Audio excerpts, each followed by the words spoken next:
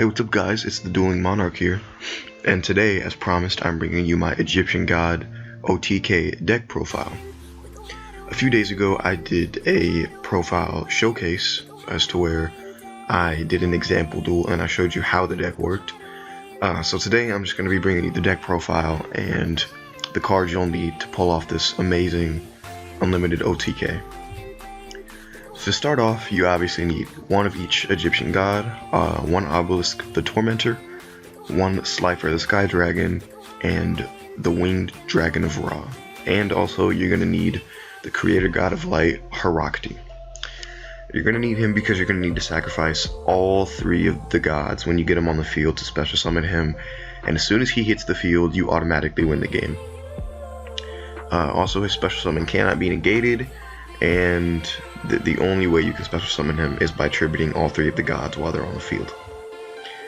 Next, you're going to need one Mikira the Destructor to activate traps from your hand at the turn you set them. And it's easy to get him in the graveyard, and you should be able to pull this off in one turn. This is not like I need to wait like one turn to do this and that. No, this is a guaranteed one turn win if you play the deck right. Next, you're going to need 3 Brow, Huntsman of the Dark World. His effect is when he gets discarded, the turn he gets discarded, you can draw 1 card. And in order for this to work, you're going to need to get all 3 Brows in your graveyard, and Slifer in your graveyard, and Obelisk in your graveyard, but you want to keep the Winged Dragon of Ra in your hand, because he cannot be special summoned. Next, I run 3 Dark World Dealings, excuse me. I run 3 Dark World because each player draws 1 card and each player discards 1 card. And the cards you're looking to discard are Obelisk, Slifer, or one of your 3 Brows, or Mikira. Mikira is primarily the one you want to get in the graveyard. So I run 1 Rhoda to get him in my hand if I don't draw him. And I also run 1 Foolish Burial to get him in the graveyard like as soon as possible. You want to get him in the grave as soon as you can, because if you don't, it's going to screw up the entire play and you're not going to be able to do this. Mikira is the key to this deck, and if you can't get him in the graveyard soon, you might as well just quit. Next, I run 1 Dimensional Fusion because you're going to need to be bringing back Slifer, Obelisk, and all 3 of your Brows, and I'll tell you why in a second. I run 1 Graceful Charity to draw 3 and then discard 2, to discard 2 of the gods, one of the 3 Brows or Mikira. I run 1 Foolish Burial, 3 Hand Destruction, 3 Into the Void, 3 One Day of Peace, 1 Painful Choice. Painful Choice is kind of like your backup card. Normally when I use Painful Choice, I'll stick in Slifer, Obelisk, maybe 1 or 2 Brows, and Mikira, just to get one of them in my hand, because it doesn't really matter which one you get in your hand, you're going to be discarding them anyway. So if you put, like, 2 of your Brows, 2 gods, which is a total of 4, and then your Mikira, which is a total of 5 for Painful Choice, your opponent, it doesn't really matter which one your opponent picks. The cards you need are going to get sent to the grave, but one of them is going to be in your hand, and you're ultimately going to end up discarding it anyway from Dark World, Graceful, or Hand Destruction or something like that.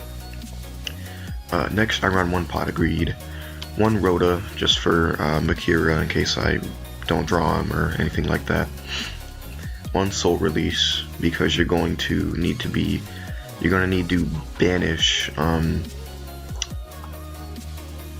Slifer, Obelisk, and all 3 of your Brows from your graveyard and put them in your banish. You're going to need to do that. So 1 Soul Release, only 1. 3 Upstart Goblin, 3 Jar of Greed, 3 Reckless Greed, 3 Legacy of Yada Garasu, just for the draw 1 card. The second effect is, we don't need that, just for the draw 1 card. And then 1 return from the different dimensions. It does the same thing as Dimension Fusion, so ultimately it doesn't actually matter which one you use.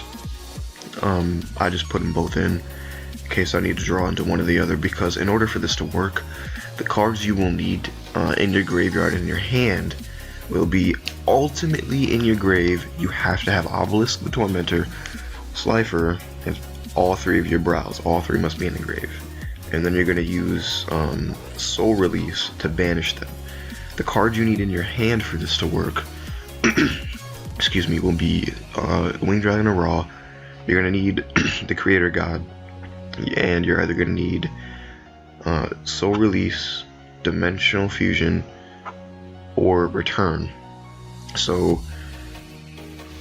those are pretty much, that's the setup. So when you have in your hand, when you have Ra, Creator God, Soul Release, and Dimension Fusion or Return from the different dimension, you can start this play as long as you have all 3 brows in and Obelisk and Slifer in your grave.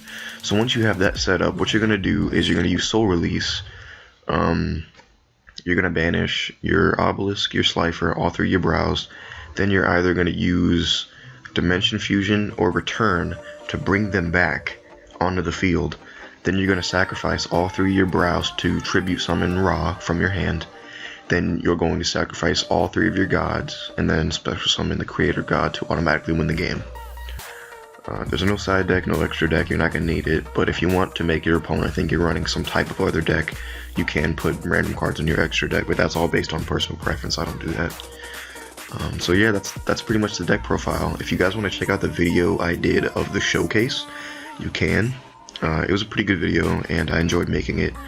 I always enjoy making videos for you guys, but that was one of my personal favorites because I got to use and show you guys one of my favorite decks in all of my decks. I just like messing around with it, and my friends hate me when I use it.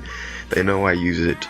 Sometimes I just feel like using it against random players, and sometimes when I do, they're like, oh man, that's so cool. And I give them the deck, you know. I mill all my cards, the 40 card deck, and they, you know, I let them have it. It's a very just fun deck, you know, in case you're like, okay, I'm getting kind of bored with this other stuff, let me just check out this deck here and mess around with it a bit.